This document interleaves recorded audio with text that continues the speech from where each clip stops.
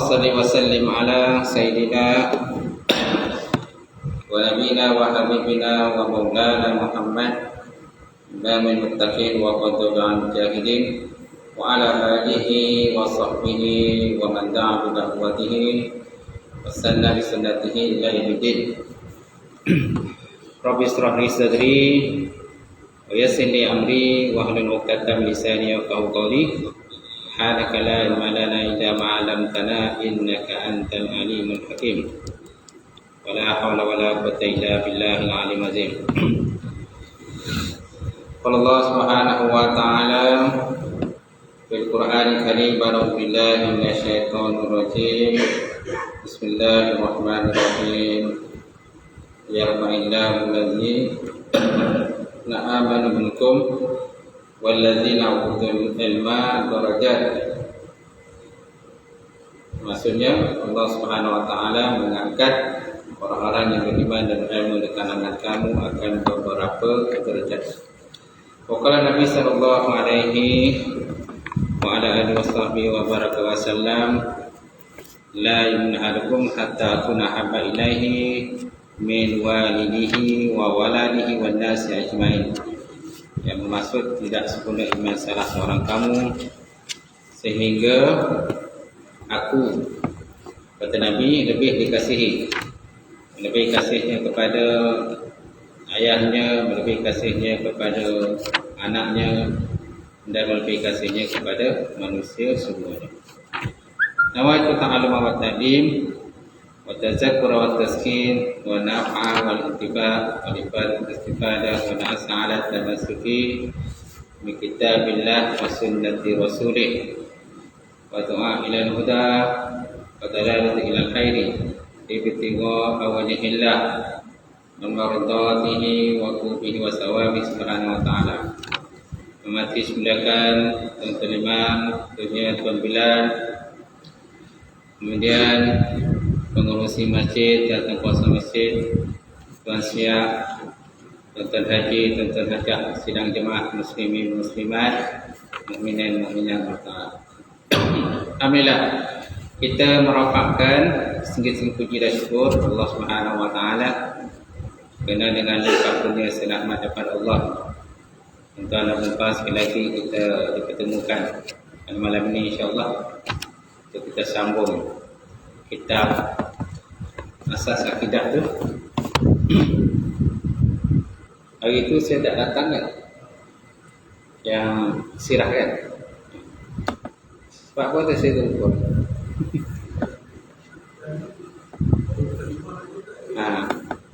Sirah itu ada halangan. Saya pun lupa tu apa. Jadi insya-Allah malam ni kita lihat Asas Akidah ni sambungannya. Siapa yang ada kitab dia semak lah. Berapa orang yang ada kitab? Dua. Berapa orang yang ada kitab?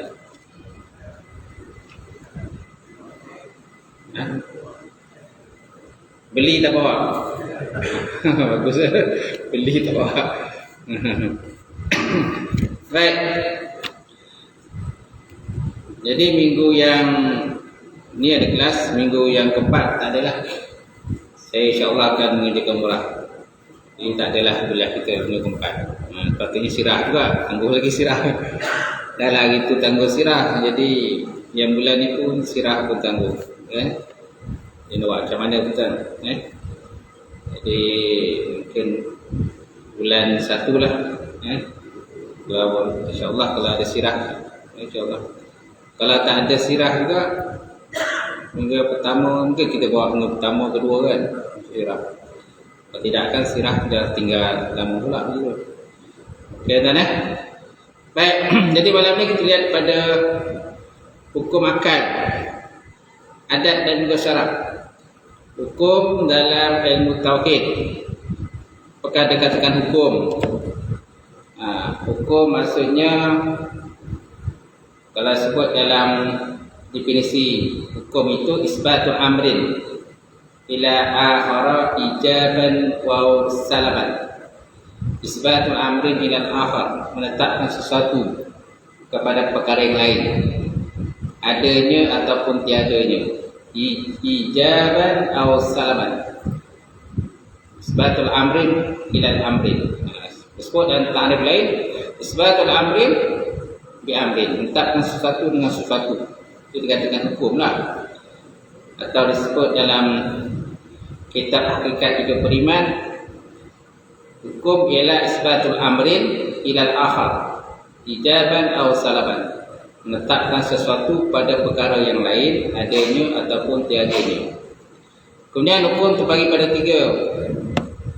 Pertama hukum akal, yang kedua hukum syarak, yang ketiga hukum adat. Pertama hukum akal. Hukum akal ni lebih pada pertimbangan akal lah, dan nama hukum akal kan sudah tentu pada pertimbangan akal. Kemudian hukum syarak, hukum yang paling tinggi hukum syarak lah, berdasarkan kepada Quran dan hadis Rasulullah SAW, hukum syarak. Yang ketiga hukum adat, mana dari segi hukum adat je lah. Dari sudut hukum adat ni macam mana, adat ni macam mana kan. Dan biasa adat ni satu benda yang boleh nampak, dipegang, dirasa dan sebagainya. Adatnya, contohnya kita nampak dari segi adatnya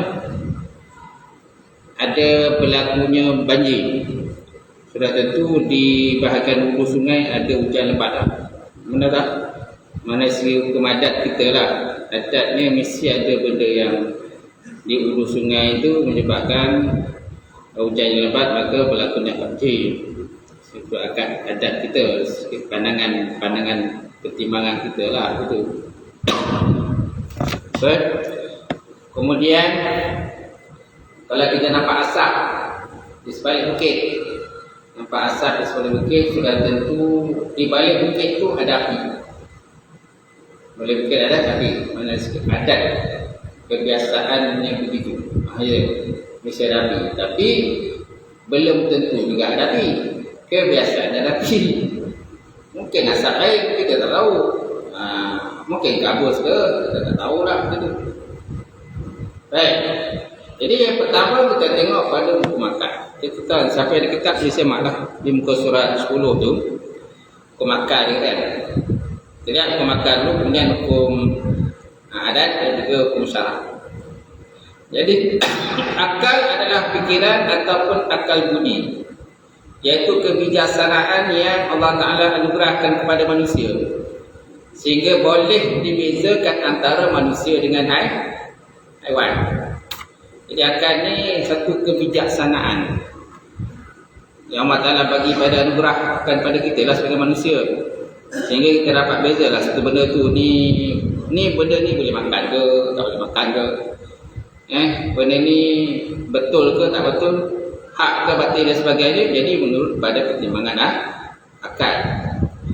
Kemudian hukum akal ialah penetapan satu perkara kepada suatu perkara yang lain, atau penafian suatu perkara daripada perkara yang lain, tanpa perlu kepada penetapan adat untuk menetapkan perkara tadi.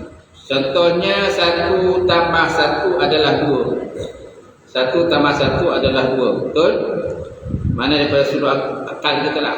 1 tambah 1 mesti 2. Ataupun 1 separuh daripada 2. 1 separuh daripada 2. Mana sudut adat menetapkan perkara tersebut.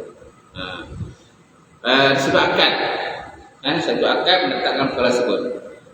Kemudian dia juga menafikan hukum syarak bagi menetapkan satu hukum, kerana hukum syarak ni mesti berdasarkan kepada Quran ataupun hadis Rasulullah SAW serta ijma' ulama' dan juga qiyas.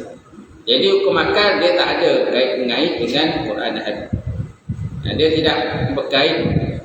Hukum akal itu dia tak ada berkait dengan Quran dan hadis, tetapi dalam menetapkan hukum dia ada kait. Hukum akal dia tak ada kait-mengait dengan Quran hadis, betul? Tetapi bila menetapkan hukum perlukan kepada Quran dan hadis. Faham betul?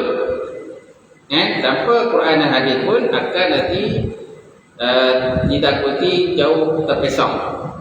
daripada apa yang dikehendaki oleh Allah Subhanahu wa taala. So bila menentang hukum akal dan hukum syarak, maka hukum syarak mestilah berletak di atas sekali. Di atas sekali. Sebab akal ni ada benda yang kadang-kadang dia tersalah ataupun tersilap di dalam mentafsirkan suatu perkara. Tersalah dan silap dalam mentafsirkan suatu perkara. Ingat dari segi akal dia, oh boleh, rupanya tak boleh. Gitu. Contohlah kalau kita lihat kepada tempat yang padang pasir. Kalau kita lihat ke padang pasir, daripada jauh kita nampak seperti ada riak. Riak-riak seperti ada air lah. Ada sungai, ada laut dan sebagainya. Daripada jauh kita nampak. Tapi bila kita pergi ke tempat tersebut, rupa-rupanya tak ada air. Nampak tak? Jadi akal telah pun tersilap di dalam memproses dan mentafsirkan apa yang dilihat oleh mata kepala kita ni. Okey? Itulah kelemahan akal ni, gitu. Cuma bila kita ada akal ni, kita dianggap sebagai orang yang sempurna lah. Kalau ada orang akal ni, orang macam orang sempurna. Orang tak ada akal ni macam orang tak sempurna. Itu sebab Allah Ta'ala disebut dalam Quran, Ya ulil albab, kita kata. Ya ulil albab, wahai orang yang mempunyai akal. Mana akal tu ialah akal yang sempurna. Sebab ada akal yang orang gunakan untuk benda yang tak elok. Digunakan untuk mencuri, merompak dan sebagainya. Dia guna akal juga. Kalau akal tak panjang, dia tak dapat ambil duit orang. Betul? Akal tak panjang, dia tak dapat nak scam orang dan sebagainya. Jadi akal dia guna banyak. Tapi akal itu digunakan pada benda yang tak elok lah. Dan besok akan hisab di hadapan Allah Subhanahu wa taala. Kena ambil duit haram, ambil hak orang lain tanpa kebenaran daripada orang lain. Itu. Tapi kalau akal kita digunakan untuk kebaikan, mengajak orang buat baik, dan berfikir siang malam petang meraup otak untuk kebaikan orang lain, kebaikan Islam, misi dan sebagainya, sudah tentu kita diberikan akal yang sempurna oleh Allah Subhanahu wa taala. Sudah tentu kita akan dapat pahala daripada Allah Taala. Gitu. Baik. Kemudian kepentingan hukum akal. Setiap orang wajib mempelajari dan mengenal Allah Ta'ala dan Rasulnya, serta mengetahui sifat-sifatnya.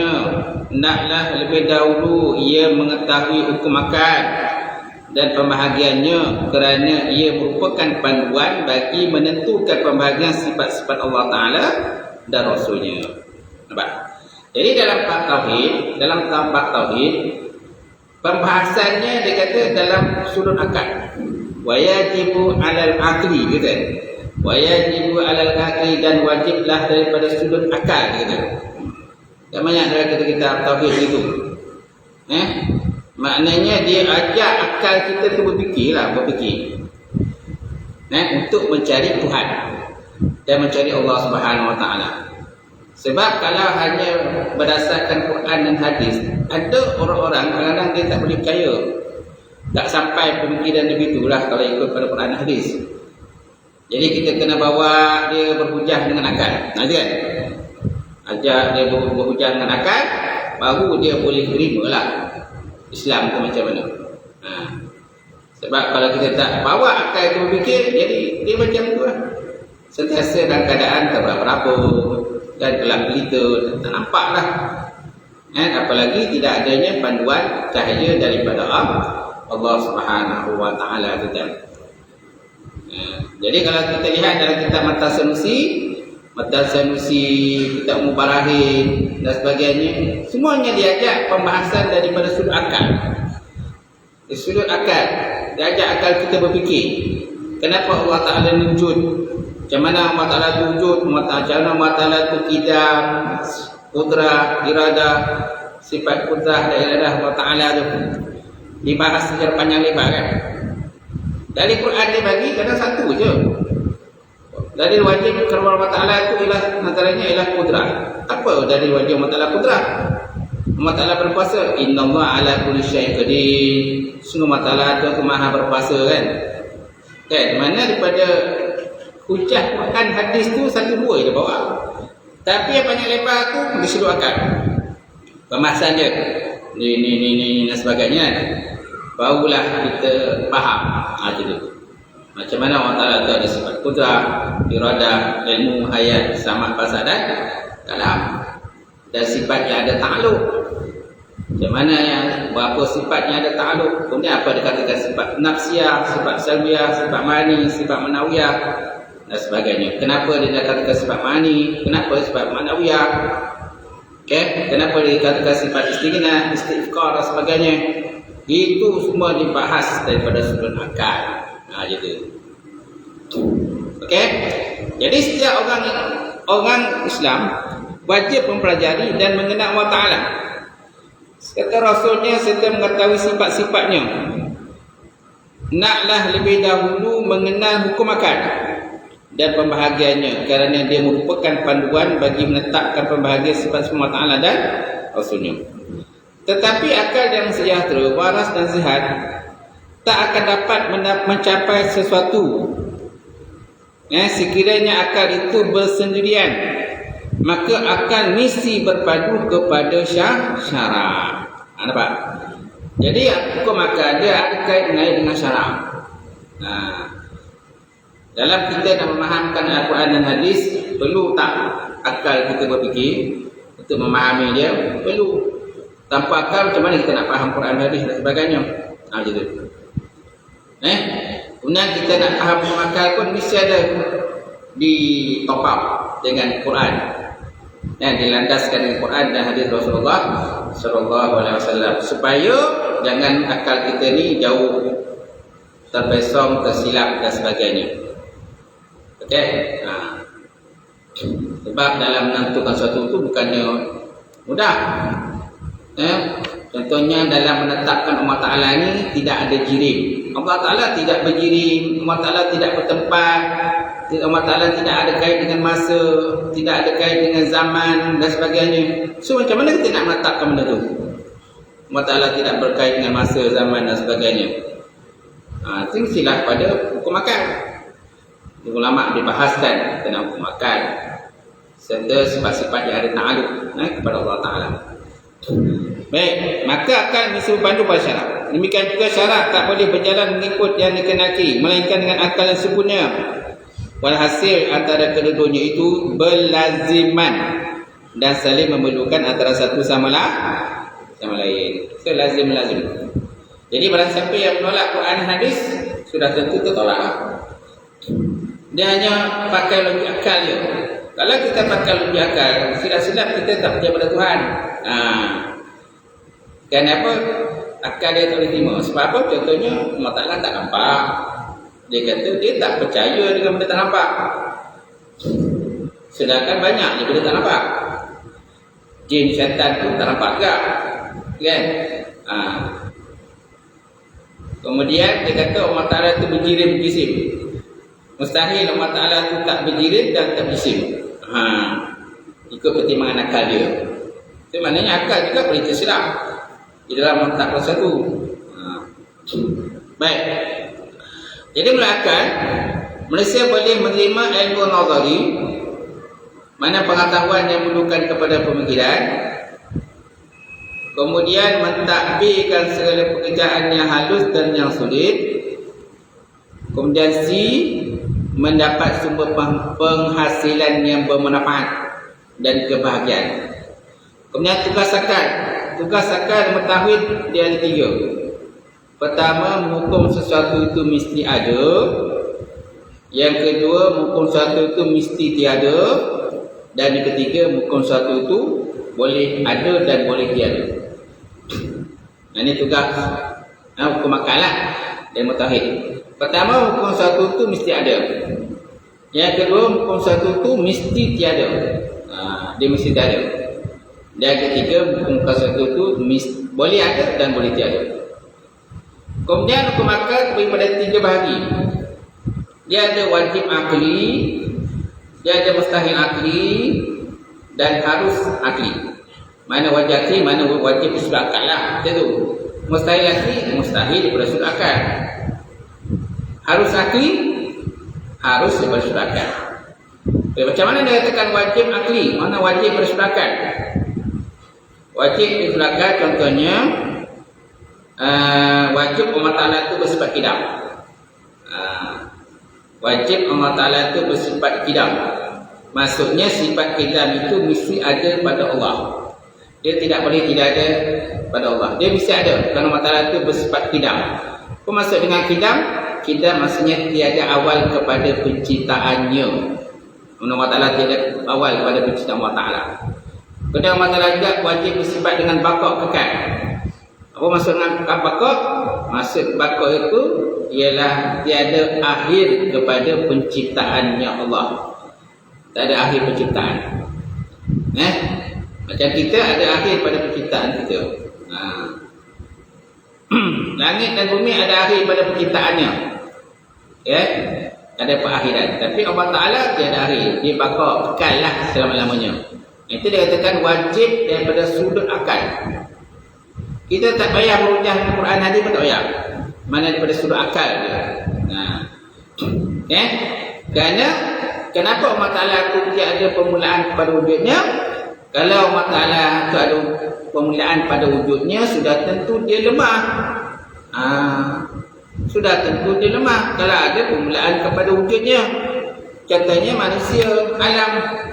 Manusia dan alam ni ada permulaan kepada wujudnya. Betul? Setiap ada permulaan pada wujudnya, sudah tentu ada perakhiran kepada wujudnya. Bila ada permulaan, sudah tentu ada perakhiran kepada wujudnya. Macam kita sendiri pun, kita tak ada tiba-tiba wujud. Mesti ada mak ayah. Mesti ada mak ayah kan? Hasil daripada perkahwinan mak dan ayah kita, maka lahirlah kita ke dunia. Wujudlah kita lah. Ada dia. Tapi sebelum tu kita memanglah ada alam azali lagi. Di alam roh kita ada.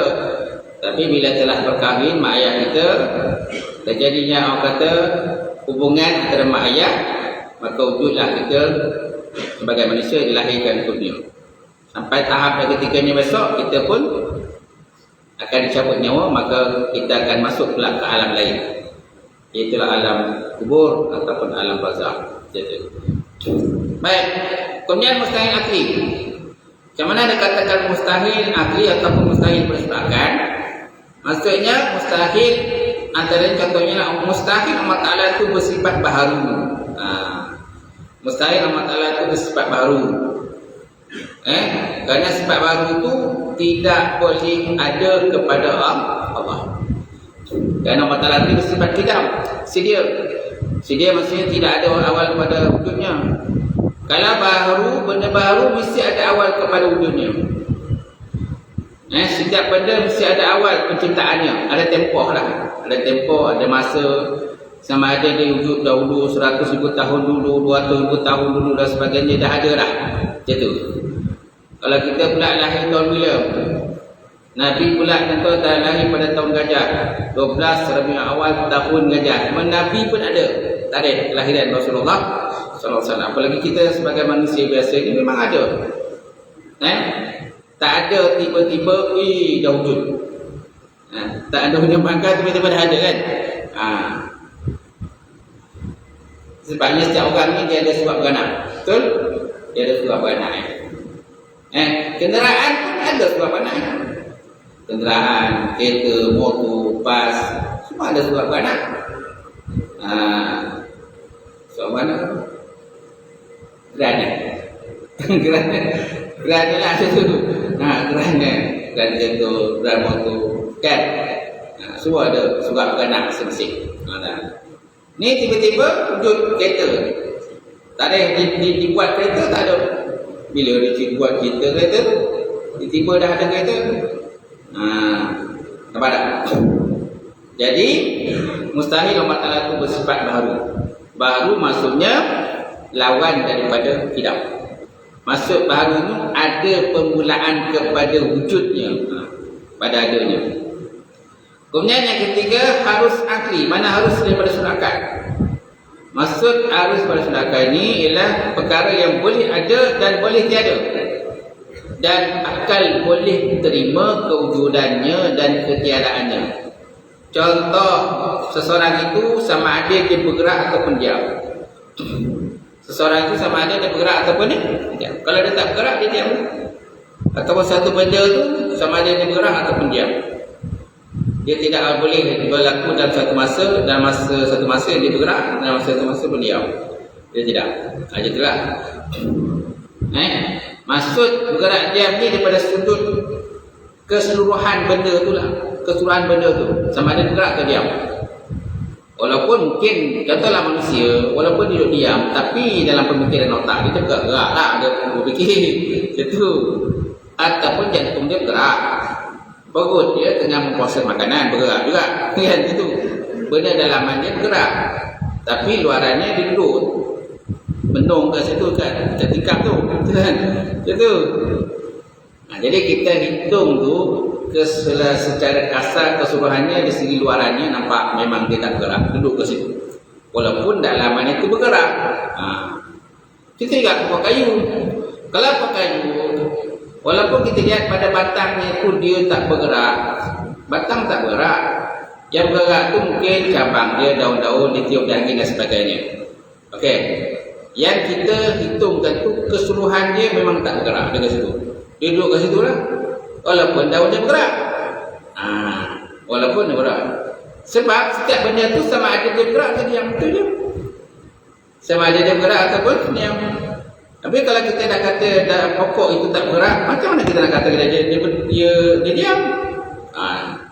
Kalau kita dah kata pokok itu dia diam, macam mana pula kita katakan dia bergerak? Jadi kita tengok pada keseluruhan pokok itu memang dia tercegat kat situ, dia tak bergerak. Walaupun daun dia bergerak ditiup di angin, dan sebagainya. Faham kan itu? Baik, itu dikatakan harus akli, harus daripada sebabkan. Kemudian bahagian wajib akli. Bahagian wajib akli pula. Tadi hukum akal pada 3, mana wajib surakan, mustahil pada akal dan harus pada akal. Kemudian daripada 3 pula dia pecah pada 2. Setiap 3 pecah 2. Dia wajib akli nazari. Ada wajib akli daruri. Ni pun sama, ada daruri, nazari, ada daruri, ada nazari. Maksud daruri mudah. Kita tak payah fikir banyak-banyak kali, kita dah faham, boleh tahu jawapannya. Kalau nazari ni nazar, nun zara, nazar. Nun zara ya nazari. Maksudnya perlu kepada tilikan, kajian, pemerhatian, pengamatan. Okay? Baru kita dapat jawapannya. Baru kita dapat jawapannya. Kalau daruri ni mudah. Dot, ra, ya, daruri. Mudah. 1 kali 2 kali 2 4. Mudah kan? Tak payah fikir banyak kali, kita dah tahu jawapannya. Kan? Itu dikatakan daruri. Kalau nazar ini kuasa 2 lah, tambah darab tu, bagi tu, darab balik, sekali balik, campur. Kan? Apa-apa jawapannya. Kan? Jadi perlulah perahan otak ke situ lah. Perah otak, lalah jawapannya tak betul juga.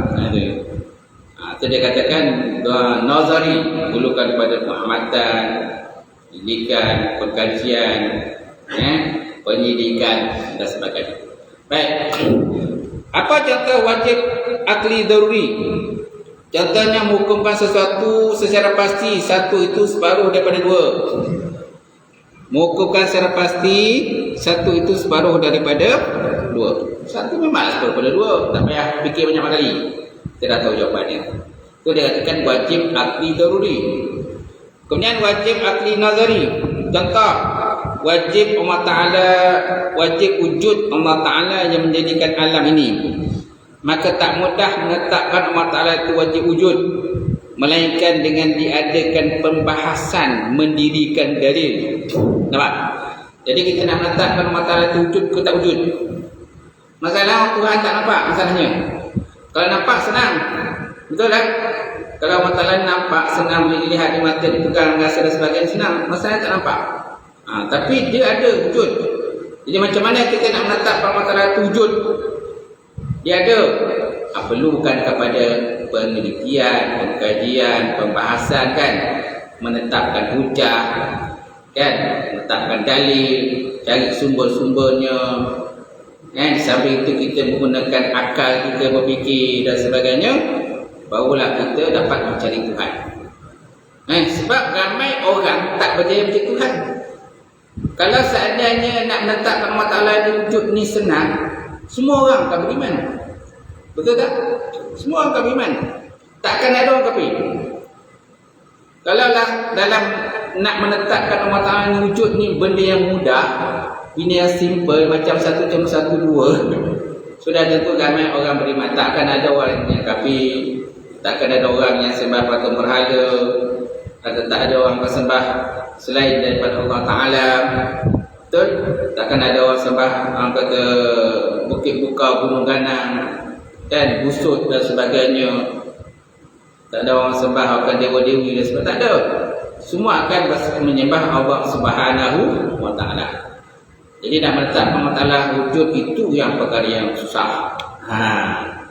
Perlukan pengkajian, pendalilan, penghujahan, menggunakan akal untuk memerah otak dan sebagainya, untuk kita berhujah dengan orang kafir supaya mengakui adanya Tuhan Allah Subhanahu wa Ta'ala. Kalau tak, sudah tentu ramai yang beriman juga. Baik, itu dikatakan wajib akli nazari. Kemudian mustahil akli pun terbagi pada dua. Mustahil terbagi pada dua, mustahil akli daruri dan juga mustahil akli nazari. Contoh mustahil akli daruri, contoh akal tak boleh menerima bahawa satu itu separuh daripada tiga. Akal tak boleh menerima bahawa satu itu separuh daripada tiga. Mana boleh terima? Akal separuh daripada satu. Tiba-tiba kita tahu akal itu separuh pada tiga. Budak terikat pun boleh fikir, kan? Budak ada satu pun boleh fikir. Mongak, kan? Mongak bohong. Adik belajar salah, cikgu tak ajar tancu pun, macam mana ayah mak cakap macam tu pula? Satu pada tiga, kan? Jadi tak boleh terima lah macam tu. Itu dia katakan mustahil akli daruri. Mana segi daruri, segi mudah ni kita boleh fikir macam tu. Akal bukan separuh daripada tiga. Kemudian mustahil akli nazari, contoh akal tak boleh menerima ada Tuhan yang lain selain daripada Allah. Akal tak boleh menerima ada Tuhan yang selain daripada Allah. Ini mustahil akli nazari. Mustahil daripada akal tetapi nazari, perlukan kepada pengamatan, penelitian, pengkajian, pembahasan, penyidikan dan sebagainya. Baru kita dapat menyatakan, menafikan Tuhan itu tidak ada Tuhan selain daripada Allah Ta'ala. Kalau tidak, kan, sudah tentu Allah Ta'ala ni begini-begini. Allah Ta'ala ni begitu-begitu dan sebagainya. Allah Ta'ala ni macam angin, Allah Ta'ala macam udara, Allah Ta'ala ni macam nur atau cahaya. Dan apa saja yang boleh kita tamsilkan, kita tasbihkan ataupun kita tamsilkan, macam mana dengan wujud Allah Ta'ala itu. Berarti itu ramai yang menyembah daripada Allah Ta'ala. Maknanya mereka gagal menggunakan akal mereka untuk mencari Tuhan. Gagal menggunakan akal untuk mencari Tuhan. Yang mereka dapat cari ialah batu berhala. Oh ini, kan? Oh ini Tuhan, kan? Jadi mereka sembahlah Tuhan. Ada. Asal batu berhala itu, dia asalnya kalau ikut sejarahnya, penciptaan batu berhala ini asalnya daripada orang-orang dahulu. Mereka ada orang-orang soleh di kalangan mereka, yang mana orang soleh ini sentiasa menjadi rujukan kepada orang-orang yang dahulu dah. Kemudian mereka ini, orang-orang soleh tadi, kemudian mereka itu meninggal dunia ataupun wafat. Bila mereka meninggal dunia, orang yang masih hidup, mereka itu membuat patung untuk sebagai macam simbolik, simbolik kesayangan mereka, cinta mereka kepada orang soleh yang telah pun meninggal dunia, kan? Menunjukkan kasih sayang mereka kepada orang yang soleh yang telah meninggal tadi. Jadi pada permulaan mereka tidak ada berniat untuk menyembah patung berhala itu, tetapi lama kelamaan timbullah hasrat dan tujuan mereka untuk meminta sesuatu daripada patung berhala tadi. Akhirnya membawa kepada penyembahan kepada patung. Dan mereka akhirnya mengakui patung itu ada kuasa memberikan mereka rezeki, memberikan apa saja kemudahan yang mereka nak, kan? Jadi mereka minta kepada patung. Jadi ada kelamaan jadi penyembahan kepada patung. Okey, penyembahan kepada patung. Itulah sampai sekarang. Itu antara sebabnya. Tapi ada juga orang kafir ni, dia hanya mengikut-ikut saja. Mereka tak tahu pun apa sebabnya mereka menyembah. Sebabkan nenek moyang menyembah, mereka pun sembahlah dia. Tengok Wan ni, Tok Mak buat, dia pun ikut buat. Kenapa sebab? Entah. Tak tahu. Ikutlah kan. Maknanya dia mengikut-ikutlah. Orang tua di kalangan mereka.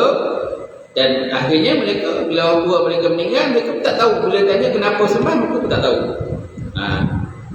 Orang yang muda-muda tak tahu apa alasannya. Sampailah hingga ke akhirnya. Baik. Jadi akal tak boleh menerima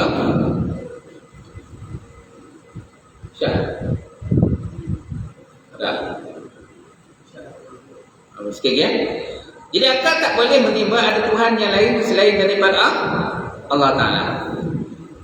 Tapi maksud akalnya akal sempurna lah. Akal sempurna, mereka tak akan menerima ada Tuhan selain Allah Ta'ala. Dan juga dipadukan kepada taufik hidayah daripada Allah. Jadi akal tak sempurna, dia masih lagi boleh menerima Tuhan selain daripada Allah. Sebab mustahil satu benda yang kita nak sembah tak nampak dia. Mustahil satu benda yang kita nak sembah tak boleh tak nampak, tak boleh rasa, tak boleh pegang. Mesti boleh nampak dia.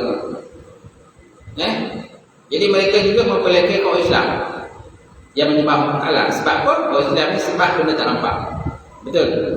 Jadi mereka memperlekehkan Tuhan yang mematakan kita sembah sebab Tuhan kita tak nampak. Maka tak mudah akan menetapkan mustahil ada syirik atau sekutu bagi Allah itu, melainkan dengan diadakan pembahasan dan juga mendirikan dalil. Mesti ada pembahasan dan juga mendirikan hujah.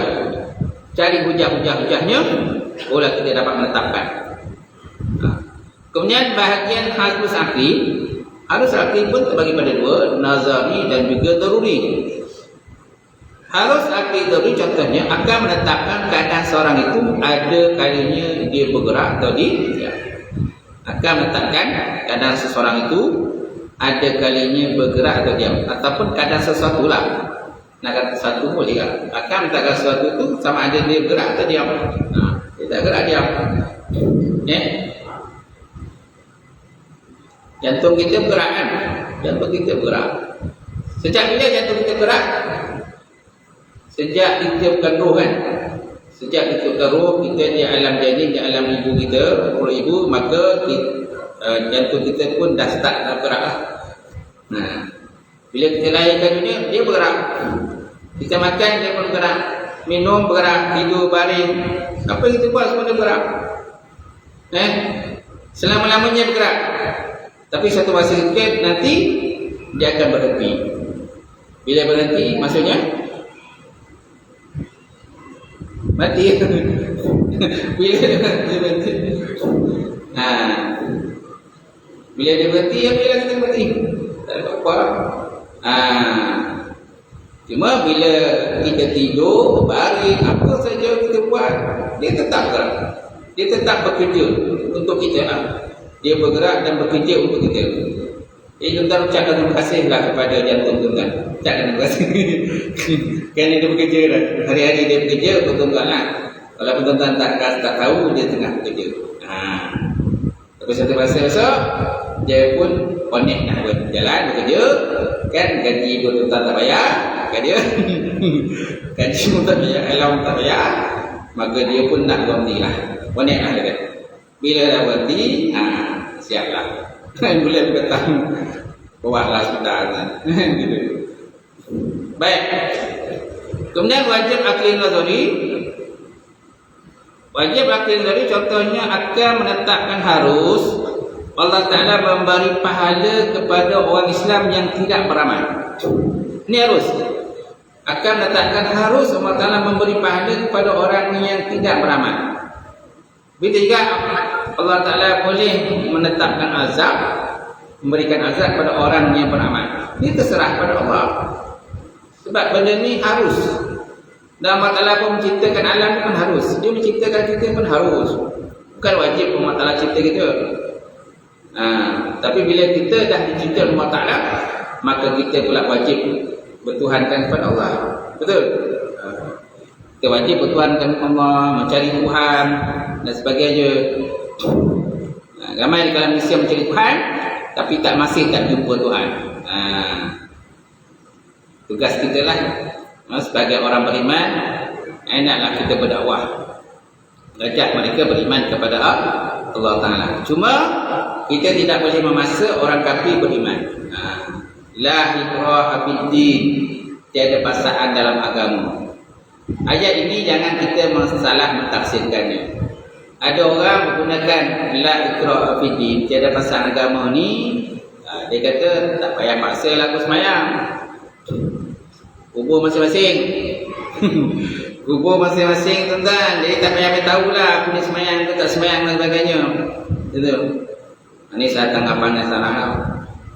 Jadi bila kita dah mengucap dua kalimah syahadat, kita dah bersaksi tiada Tuhan yang sembah melainkan Allah, Muhammad SAW itu, maka wajiblah kita melaksanakan segala perintah daripada Allah Ta'ala. Kita pula sebagai kawan kita, sahabat-sahabat saudara Muslim kita wajib menasihatkan saudara kita, sahabat kita. Kalau kita tidak nasihatkan, kita besok akan soalkan di hadapan Allah Ta'ala. Kenapa aku tak bagi nasihat kepada kawan kau? Mengetir sama, hari-hari mengetir sama kan? Tapi tak pernah ngajak pun ke surau, ke masjid kan? Ajak semayang pun tak pernah. Selalu berborak. Nanti besok nanti kita takuti besok dia kata kita dah besok dia akan mengheret kita masuk dalam neraka Allah Subhanahu wa ta'ala.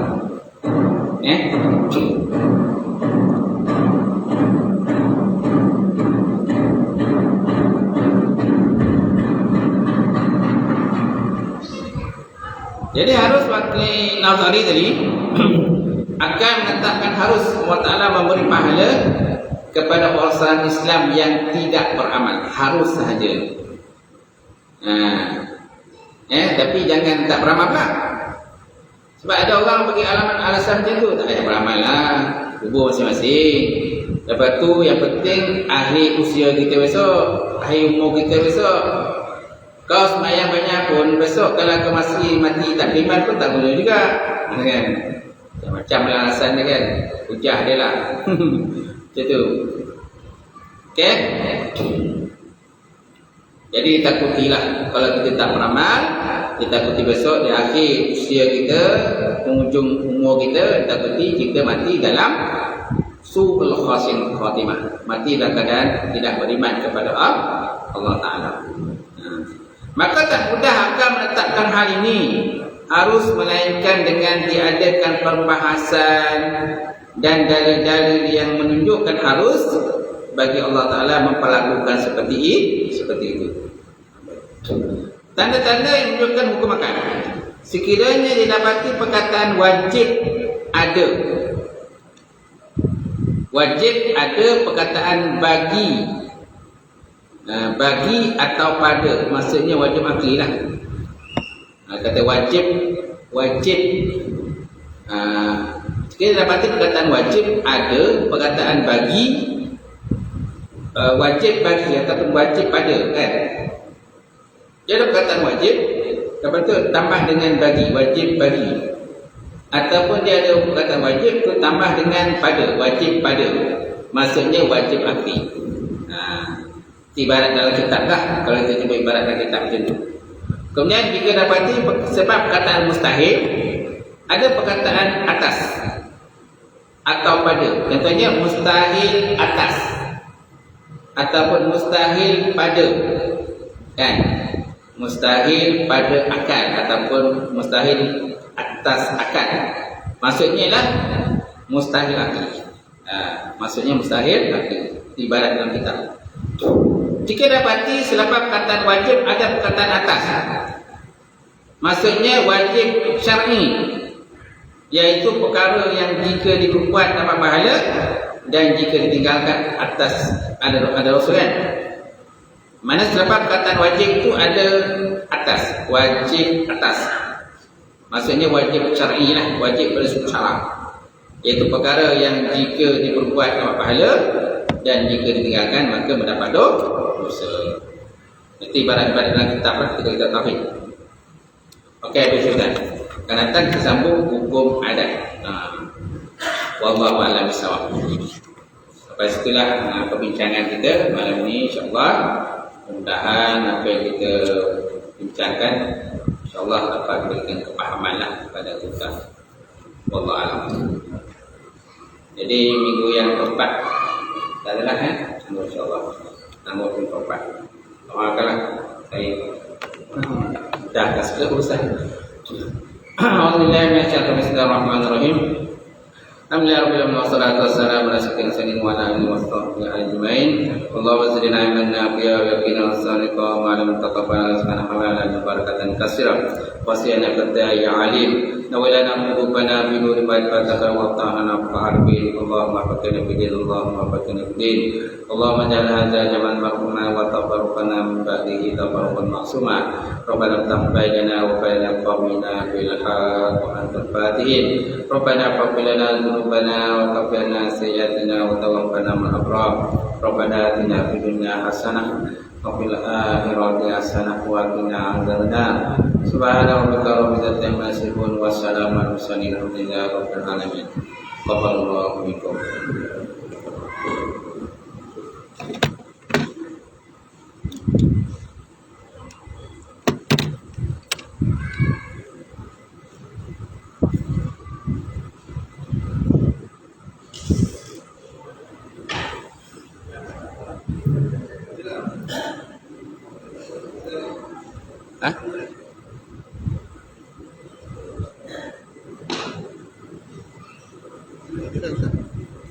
Tadi kan tu boleh Sebab dia dah ambil itu. masuk sah.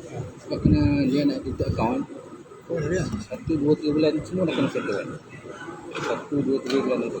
Semua dah kena settle. Tak kena hantar semua orang kena lagi. Sebab dia ada akaun. Kita ada ambil. Tak ada check on. Siapa tak ada check on? Check itu.